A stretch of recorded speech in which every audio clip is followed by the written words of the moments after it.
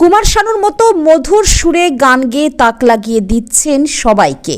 প্রেমে ব্যর্থ মানসিক ভারসাম্যহীন যুবক, ফণীর গানে মুগ্ধ আজ হাজারো মানুষ।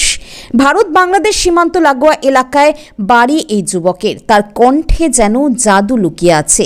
কোচবিহার জেলার শীতলকুচি ব্লকের পুটিয়া বারোমাসিয়া গ্রামের বাসিন্দা এই ফণী বর্মন।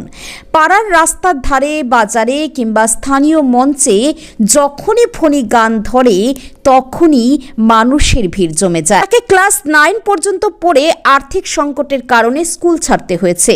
এরপর সে 4 বছর বাইরে কাজ করেন।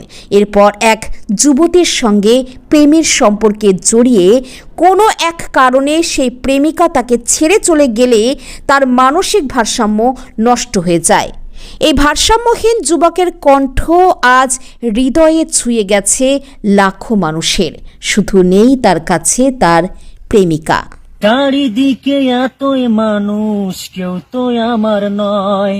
কাকের বাসায় কুকিলামি, এই তো পরিচয়। এমন কপাল সবই আছে, এমন কপাল সবই আছে, কিছুই আমার নয়। স্নেহ ভালোবাসা ছাড়া বাসি কি উপায়, স্নেহ ভালোবাসা ছাড়া বাসি কি উপায়।